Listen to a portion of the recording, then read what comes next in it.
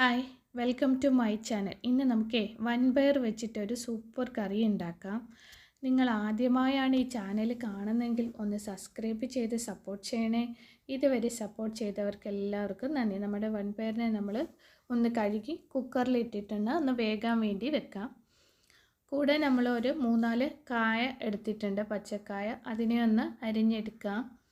ഇത് നമ്മുടെ വീട്ടിൽ ഒടിഞ്ഞു വീണ കായാണ്, അത് കൂടി എടുത്തിട്ടുണ്ട്. ഇത് നമ്മൾ അരിഞ്ഞെടുത്തിട്ടുണ്ട്. ഇനി നമ്മളൊരു ചട്ടിയിലോട്ട് ഇട്ട് കൊടുക്കുന്നുണ്ട്. കുറച്ച് വെള്ളവും കൂടെ ഒഴിച്ചിട്ട് ഇതും ഒന്ന് വേകാൻ വേണ്ടിയിട്ട് നമുക്ക് വെക്കാം. നമ്മൾ അടുപ്പത്ത് വെച്ചിട്ടുണ്ട്. ഇനി അതിന് അരയ്ക്കാൻ വേണ്ടിയിട്ട് ഞാൻ കുറച്ച് തേങ്ങ എടുത്തിട്ടുണ്ട്. അതിൻ്റെ കൂടെ ഒരു വെളുത്തുള്ളി, അതിത്തിരി വലിയ വെളുത്തുള്ളി ആയതുകൊണ്ട് അതിനെ ഒന്ന് കട്ട് ചെയ്തെടുത്തിട്ടുണ്ട്. പിന്നെ ഒരു 1/4 ടീസ്പൂൺ ജീരകം, പിന്നെ അതിൻ്റെ കൂടെ ഒരു 1/4 ടീസ്പൂൺ മഞ്ഞൾപ്പൊടി, പിന്നെ ഒരു 1/4 ടീസ്പൂൺ മുളക് പൊടി. മുളക് പൊടിക്ക് പകരം നമുക്ക് പച്ചമുളക് വേണമെങ്കിലും എടുക്കാവേ. ഇതെല്ലാം കൂടെ നമുക്കൊന്ന് ചതച്ചെടുക്കാം. പിന്നെ ആവശ്യത്തിനുള്ള ഉപ്പ് കൂടെ ഞാൻ ചേർത്തിട്ടുണ്ട്. നമ്മുടെ കായ വെന്തിട്ടുണ്ടോ എന്ന് നമുക്ക് നോക്കാം. നന്നായിട്ടൊന്ന് തിളച്ച് കിട്ടിയിട്ടുണ്ട്, വേവാറായി. ഇനി നമുക്കിതിലേക്ക് കുറച്ച് കറിവേപ്പിലയും ഒരല്പം മഞ്ഞൾപ്പൊടിയും കൂടെ ഞാൻ ചേർത്ത് കൊടുക്കുന്നുണ്ട്.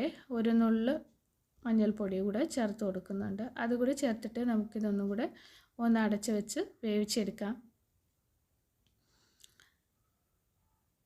ആദ്യമായി കാണുന്നവരൊക്കെ ഒന്ന് സബ്സ്ക്രൈബ് ചെയ്ത് സപ്പോർട്ട് ചെയ്യണേ. നമ്മുടെ കായയൊക്കെ വെന്ത് കിട്ടിയിട്ടുണ്ട്. ഇനി അതിൻ്റെ കൂടെ നമ്മൾ ചതച്ച് വെച്ചത് കൂടെ ചേർത്ത് കിടത്തിയിട്ടുണ്ട്.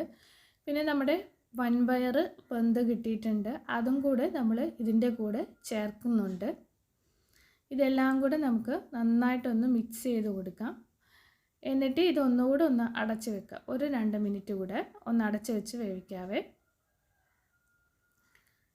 2 മിനിറ്റ് കഴിഞ്ഞിട്ടുണ്ട്. നമുക്ക് തുറന്ന് നോക്കാം. നമ്മൾ പയർ തട്ടിയപ്പോൾ അതിൽ കുറച്ച് വെള്ളമയം ഉണ്ടായിരുന്നല്ലോ, അതൊക്കെ ഒന്ന് മാറുന്നവരെ ഇനി നമുക്കൊന്ന് തുറന്ന് വെച്ചൊന്ന് ഇളക്കി കൊടുക്കാം.